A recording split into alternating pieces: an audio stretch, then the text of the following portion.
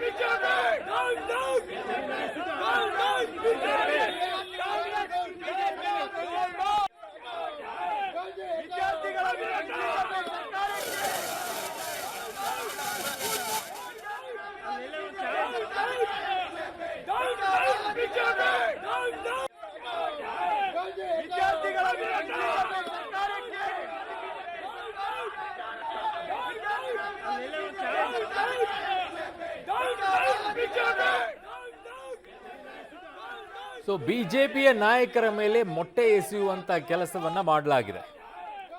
ಕಾಂಗ್ರೆಸ್ ಮತ್ತು ಬಿಜೆಪಿ ನಡುವೆ counter protest ಆಗಿದೆ. ಶಾಸಕ ಬಿಪಿ ಹರೀಶ್ ಅವರ ತಲೆಗೆ ಮೊಟ್ಟೆ ಎಸೆದಿದ್ದಾರೆ. ಶಾಸಕ ತಮ್ಮೇಗೌಡ ಇದ್ದಂಥ ಕಾರಿನ ಮೇಲೂ ಕೂಡ ಮೊಟ್ಟೆ ಎಸೆದಿದ್ದಾರೆ. ಶಾಸಕ ಅಶ್ವತ್ಥ ನಾರಾಯಣ ಮೇಲೂ ಕೂಡ ಮೊಟ್ಟೆ ಎಸೆದಿದ್ದಾರೆ. ಸೊ ರಾಜ್ಯಕ್ಕೂ ಹಬ್ಬಿರುವಂಥ ಈ ನೀಟ್ ಪ್ರಶ್ನೆ ಪತ್ರಿಕೆ ಸೋರಿಕೆಯ ವಿಚಾರದಲ್ಲಿ ಹೋರಾಟ ಈಗ ತೀವ್ರ ಸ್ವರೂಪ ಪಡ್ಕೊಳ್ತಾ ಇದೆ.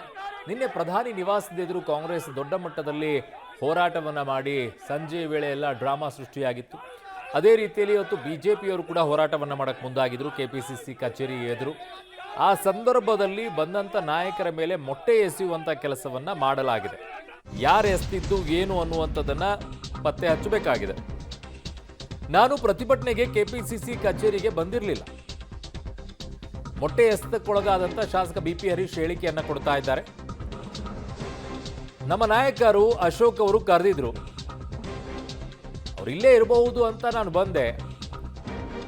ಆಗ ನನಗೆ ಮೊಟ್ಟೆಯಲ್ಲಿ ಹೊಡೆದ್ರು, ಕೈಯಲ್ಲೂ ಹೊಡೆದ್ರು ಅಂತ ಅವ್ರು ಹೇಳ್ತಾ ಇದ್ದಾರೆ. ಅಂದ್ರೆ ಅಕ್ಷರಶಃ ದಾಳಿ ಮಾಡಿದ್ರು ಅಂತ.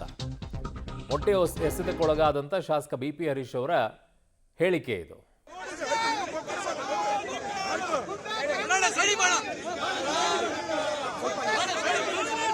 ರಾಜ್ಯ ವಿಧಾನಸಭೆಯ ವಿರೋಧ ಪಕ್ಷದ ನಾಯಕರಾದಂಥ ಆರ್ ಅಶೋಕ್ರವರು ಈ ದಿನ ನಮ್ಮ ನೆಚ್ಚಿನ ಪ್ರಧಾನಿ ನರೇಂದ್ರ ಮೋದಿಜಿಯವರ ಗೃಹ ಕಚೇರಿಗೆ ನುಗ್ಗಿದಂಥ ಸಂದರ್ಭದಲ್ಲಿ ಅದರ ವಿರುದ್ಧವಾಗಿ ನಾವು ಪ್ರತಿಭಟನೆ ಇದೆ ಅಂತಕ್ಕಂಥ ಮಾಹಿತಿಯನ್ನು ನನಗೆ ಗೊತ್ತಿಲ್ಲ.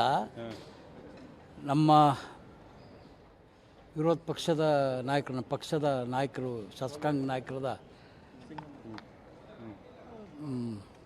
ಆರ್ ಅಶೋಕ್ ಅವರು ಈ ದಿನ ನಮ್ಮ ನೆಚ್ಚಿನ ಪ್ರಧಾನಿ ನರೇಂದ್ರ ಮೋದಿಜಿಯವರ ಗೃಹ ಕಚೇರಿಗೆ ಕಾಂಗ್ರೆಸ್ನವರು ಮುತ್ತಿಗೆ ಹಾಕಿದ ಕಾರಣ ಇವತ್ತು ಪ್ರತಿಭಟನೆ ಇದೆ ಅಂಥೇಳಿ ತಿಳಿಸಿದ ತಕ್ಷಣ ನಾನು ವಿಧಾನಸೌಧಕ್ಕೆ ಹೋಗಿ ಆರ್ ಅಶೋಕ್ ಅವರ ರೂಮಲ್ಲಿ ಕೂತಿದ್ದೆ. ಅವರೊಟ್ಟಿಗೆ ಕಾರಲ್ಲಿ ಬಿಟ್ಟಾಗ ನನ್ನ ಕಾರ್ ಸ್ವಲ್ಪ ಹಿಂದೆ ಸಿಗ್ನಲಲ್ಲಿ ಲೇಟ್ ಆಯಿತು. ನಮಗೆ ಜಾಗ ಗೊತ್ತಾಗದೇ ಇದ್ದಾಗ ನಮ್ಮ ಡ್ರೈವರ್ ಲೊಕೇಶನ್ ಹಾಕ್ದ ಕಾಂಗ್ರೆಸ್ ಪಾರ್ಟಿ ಆಫೀಸ್ ಅಂಥೇಳಿ. ಅಲ್ಲಿ ಹೋದಂಥ ಸಂದರ್ಭದಲ್ಲಿ ಅದು ಒನ್ ವೇ ಇತ್ತು. ಅದಕ್ಕೆ ಇಲ್ಲಿ ಒನ್ ವೇ ಇದೆ. ಮೊಟ್ಟೆ ಇದಾಯಿತು. ಇದಾದ್ಮೇಲೆ ಈ ಕಮಿಷನರ್ ಕಚೇರಿಗೆ ಬಂದಿರೋ ಉದ್ದೇಶ ಏನು ಸರ್? ಉದ್ದೇಶ ಏನಂದರೆ ನಮ್ಮ ನಾಯಕರುಗಳೆಲ್ಲ ಇಲ್ಲಿಗೆ ಬರ್ತಾ ಇದ್ದಾರಂತೆ. ನನಗೆ ಹೈಗ್ರೌಂಡ್ ಪೊಲೀಸ್ ಸ್ಟೇಷನ್ಗೆ ಕರ್ಕೊಂಡು ಹೋಗ್ತಾ ಇದ್ರು. ಅವಾಗ ನಮ್ಮ ನಾಯಕರು ಇಲ್ಲ, ಇಲ್ಲಿಂದ ನಾವು ಕಮಿಷನರ್ ಆಫೀಸಿಗೆ ಬರ್ತಾ ಇದ್ದೀವಿ, ನೀವು ಅಲ್ಲಿಗೆ ಬರ್ರಿ ಅಂದಿದ್ದಕ್ಕೆ ನಮ್ಮ ಎ ಸಿ ಪಿ ಮತ್ತು ಸರ್ಕಲ್ ಇನ್ಸ್ಪೆಕ್ಟರ್ ಅವರು ಇಲ್ಲಿಗೆ ಕರ್ಕೊಂಡು ಬಂದಿದ್ದಾರೆ. ಅವ್ರ ಜೊತೆ ಬಂದಿದ್ದೀನಿ ಸರ್. ನನಗೆ ಗೊತ್ತಿಲ್ಲ. ಸೊ ಈಗ ದೂರು ಕೊಡೋಕ್ಕೂ ಕೂಡ ಮುಂದಾಗಿದ್ದಾರೆ. ಪ್ರತಿಭಟನೆ ಮಾಡೋಕ್ಕೆ ಎಲ್ಲರಿಗೂ ಕೂಡ ಹಕ್ಕಿದೆ. ಆ ಪ್ರತಿಭಟನೆಯನ್ನು BJP ಕೂಡ ಮಾಡೋಕ್ಕೆ ಹೊರಟಿತ್ತು. ನಿನ್ನೆ ಕಾಂಗ್ರೆಸ್ ಹೇಗೆ ಮಾಡ್ತೋ ಅದೇ ರೀತಿಯಲ್ಲಿ ಇವರು ಒಂದು ಡ್ರಾಮಾ ಸೃಷ್ಟಿ ಮಾಡೋಕ್ಕೆ ಇವರು ಕೂಡ ಹೋದರು KPC ಕಚೇರಿ ಮುಂಭಾಗದಲ್ಲಿ. ಅಲ್ಲಿ ಇನ್ನೊಂದು ರೀತಿಯಾದಂಥ ಡ್ರಾಮಾ ಸೃಷ್ಟಿಯಾಯಿತು ಮೊಟ್ಟೆ ಹೊಡೆಯೋ ಮೂಲಕವಾಗಿ. ಯಾರು ಹೊಡೆದ್ರು ಏನು ಅನ್ನುವಂಥದ್ದು ನೋಡಬೇಕಾಗಿದೆ. ನಾಳೆ ಕಾಂಗ್ರೆಸ್ನವ್ರು ಪ್ರತಿಭಟನೆ ಮಾಡಬೇಕಾದ್ರೆ ಮೊಟ್ಟೆ ಹೊಡೆಯೋಕ್ಕಾಗಲ್ವಾ? ಇವೆಲ್ಲ ಒಬ್ಬರು ಮಾಡಿದ ತಕ್ಷಣ ಇನ್ನೊಬ್ಬರು ಮಾಡೇ ಮಾಡ್ತಾರೆ. ಯಾಕೆ ಬೇಕು? ನೀವು ಯಾರೋ ಕಾರ್ಯಕರ್ತರು ಹಿಂಗೆ ಹೊಡೆದ್ರಿ ಅಂತ ಇಟ್ಕೊಳ್ಳಿ. ನಾಳೆ ನಿಮ್ಮ ಲೀಡರ್ಸ್ಗಳಿಗೆ ಮೊಟ್ಟೆ ಹೊಡೆದ್ರೆ ಯಾರಿಗಪ್ಪ ಅವಮಾನ? ಕಾರ್ಯಕರ್ತರಿಗ? ಲೀಡರ್ಸ್ಗಳಿಗೆ ತಾನೇ. ಮೊಟ್ಟೆ ಎಸೆತ ಆಗಿದೆ ಮೂವರು ನಾಯಕರ ಮೇಲೆ, BP ಹರೀಶ್, ತಮ್ಮೇಗೌಡ ಮತ್ತು ಅಶ್ವಥ್ ನಾರಾಯಣ್ ಅವರ ಮೇಲೆ. ಸೊ ಈಗ ಬೆಳವಣಿಗೆ ಏನು ಅಂತಂದರೆ, ಮೊಟ್ಟೆ ಎಸೆದವರು ಯಾರು, KPC ಕಚೇರಿಯಲ್ಲಿಂದ ಬಂತ, ಯಾರು ಹೊಡೆದ್ರು, ಏನು, ಇವೆಲ್ಲದರ ಬಗ್ಗೆ ತನಿಖೆ ಆಗಬೇಕು. KPCC ಕಚೇರಿಯ CC ಕ್ಯಾಮ್ರಾಗಳನ್ನು ತೊಗೊಳ್ಬೇಕಾಗತ್ತೆ. ಯಾರು ಹೊಡೆದ್ರು ಏನು ಅನ್ನೋದನ್ನು ಆಗಬೇಕಾಗತ್ತೆ. ಕಂಪ್ಲೇಂಟ್ ಕೂಡ ಆಗುತ್ತೆ. ಅವರು ಡ್ರಾಮಾ ಸೃಷ್ಟಿ ಮಾಡಿದರೆ, ಇವರು ಒಂದು ಡ್ರಾಮಾ ಸೃಷ್ಟಿ ಮಾಡಿದ್ದಾರೆ.